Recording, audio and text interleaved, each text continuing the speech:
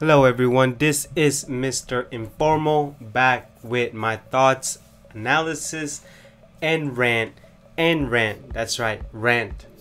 This time it is the Canon EOS R, the first serious Canon mirrorless camera. It was announced in Photokina a couple of days ago, and everyone seems to have a 50 feelings about this camera. But you know what? I'm just gonna tell you how I feel about this camera right away. I think even if you are a Canon fan, you should not get this camera. You should wait until the second generation. For anybody who's even thinking about getting this camera, I say it is your fault if you buy this camera with your money and you suddenly disappointed by it, and it is your fault if you made a opinion video saying why you returned this camera. First of all, you don't even deserve to even make that video. But you know what, for the sake of giving my analysis and rant of this camera, let's check out the specs first. Okay, so first and foremost, it has a 33.3 megapixel full frame CMOS sensor, Digi 8 processor, a new lens mount called the R lens mount. Who would have thought? Customizable MFN bar, which is pretty cool, I guess. LCD, fully articulated LCD with 3.15 inch, and the resolution is 2.1 million dots. That's actually pretty good resolution right there. It has a 0.5 inch EVF with 3.6 million dots and a 0.71 x magnification. That's not so bad. This is pretty cool actually. It has a dust and weather resistant body, and the sensor actually has a cover to protect it from dust when you take off your lens. Single SD card slot, we're going to talk about that later. Has a Wi-Fi, Bluetooth, and GPS enabled. That's pretty cool. 4K UHD video up to 30 frames per second with dual pixel AF and also iris focus. 1080p with 60 fps, 720p with 120 fps. Focus peaking, LPE6N battery, which is basically a previous battery that Canon is using for their current bodies. Battery life is rated at 540 shots, but I'm not really sure about that. We'll just see about that. And then the price. The price is coming around $229. That's US dollars for the body only. And then we're going to talk about more on the other lenses. So, what do we think of this? Actually, you know, before I get to that, they actually brought out this new adapters, which is, I think, is pretty cool. One, you have your EF and EFS lens adapter, and then there's another adapter that you can change aperture. It has an aperture ring, which is pretty cool. And then you get another adapter which you can actually put different types of filters. That is pretty cool. So now that's out of the way, so let's get into my thoughts about this. As I'm gonna repeat it again, I recommend you not getting this camera or even purchasing it, or even think about purchasing it. I'd say wait for the second generation until Canon actually gets serious. I think this is a disappointment. I think it should be crapped on, dumped on, and complained, because this is not what Canon should be doing. I mean, it's that old man mentality. For some reason, Canon just doesn't want to move on from its SLR cameras. And so I do think that it's a start, but it's a bad start. But nonetheless, at least they're keeping themselves relevant. But for the consumer, or even if you have Canon glass, you should not get this camera. So those are my thoughts, just simple thoughts. Now let's get to the analysis of this. As I've said, this is a start, but it's a bad start. I would not recommend this. Would this be good for the consumer, regular hobbyists or enthusiasts? I'd say no. Even if you have a Canon glass, I'd say no. For one, it's $2,300. That's more expensive than the A7 III. Number two, it doesn't have in-body stabilization, and if you even try to defend stabilization in lenses, look, Olympus has done it, Panasonic has done it. Panasonic's doing two-way, in lenses and in body. Even Nikon decided to move to in-body stabilization. Pentax has been doing it. So stop trying to defend the in-lens stabilization. Just stop it. That argument is gone, way gone a couple years ago. Number three, why is the 1080p only 60 frames per second? Why not 120? Why is it only limited to 720p? I don't get it.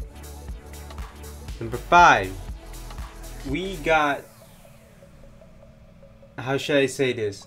We got this ugly looking body. Really? Couple years of development and this is what you give us?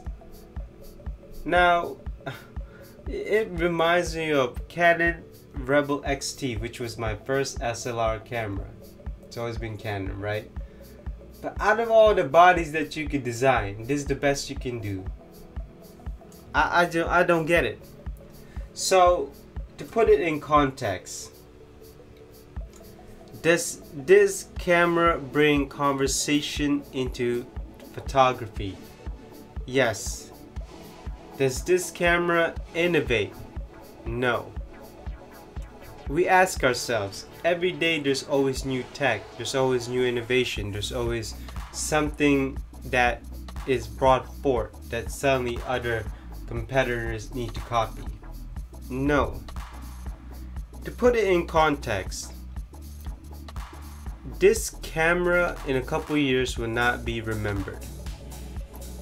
This camera will only be remembered by its shortcomings, because it has so much potential, and yet just like the Nikon Z6 and Z7, it was limited by its designers, its manager, its supervisor, and its marketing directors and employees.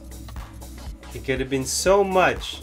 The potential was very high for Canon, and yet it falls short. It's disappointing, and here we are. The worst part about it is that the upgrade or the second generation will not come until in the next 2 to 3 years. And in those 2 to 3 years, I'm sure Sony would have probably be in the lead, meaning its lead has even gone way up or gone way longer. And to see Canon at this point to even bring this out, it's such a shame. It's a disappointment. And for $2,300 at a single card slot, I mean, it's a video-centric camera with great photo capability, and yet this is what you have to show.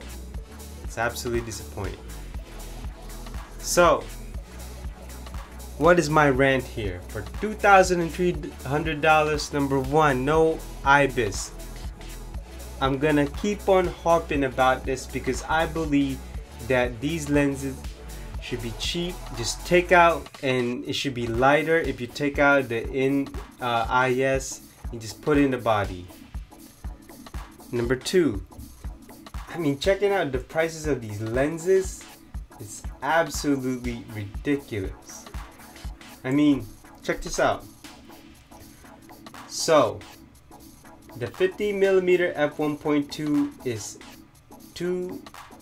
let's say $2,500 to $3,000 depending on where you live. Wow, that is basically the cost of one body. So 24 to 105mm f4 constant aperture f4. That's pretty cool. We're looking at around $1,500 depending on where you live. And then, depending on where you live, the camera could even be more expensive than $2,300. I mean, just for a starting lenses, these are the kind of prices that Canon is bringing out. I don't get it. I really don't. You might as well get the adapter and get yourself some Canon glass, the EF glasses. I mean, it's absolutely ridiculous, the prices of this. Single card slot. I complain about this on Nikon Z6 and Z7, and I'm gonna complain about this on Canon. And I don't want to hear Canon stating that this is not a professional camera. And are you kidding me? For $2,300 this is not a professional camera? I don't believe that BS. I believe that this is made for the pros, even if you say enthusiasts or even just a hobby. No, it's pretty obvious at that price range it's a pro camera. And to me, anything that is probably more than $2,000 should be considered as a pro. Heck, you can even say that anything more than $1,500 should be considered as a pro camera. And you're telling me that you only have one card slot. Not only that, it uses an SD card slot, not an XQD. So it's pretty obvious that they had the space to put a second SD card slot. And for those who even try to defend it, come on, just stop it. If you're going to use this for a job, it's pretty obvious that to have insurance, just have it as a double card slot. I lost count of how many rant I'm gonna have. Obviously, I'm gonna rant about the body. It's ugly, okay? It is absolutely ugly. For a couple years of design and development, and you're telling me that this is what you got? It is an ugly type of camera. And so, I mean, I can go on and on about this rant. Oh, before I leave that, I have one more rant. The 4K is cropped at 1.5, or I think it's 1.7, but it doesn't matter. It is cropped 4K, so if you even do a sub shot or sub record, you can't have a wider field of view unless you get a wide angle lens. But it is absolutely ridiculous that the 4K is cropped. Man, how many are there that this camera can go wrong? Look, it all comes down to, I'm not gonna lie, I'm sure the picture quality will be great, the colors will be great, there's no denying that. I'm sure the quality of the video will be great, I'm not denying that. But what I can't understand is the potential that this camera should have had. And that's what's missing, and that's what's lacking. And the worst part about it is that the upgrade or the second generation is not going to come until 2 to 3 years. And even if you try to defend this camera, how can you defend this camera? I already said that the picture quality, the video quality will be great, but look at the potential. It could have been so much more. And so this is Mr. Informal with my thoughts and analysis and rant of the Canon EOS R. Well, all I have to say is I'm just glad that I let go of my Canon Rebel XT.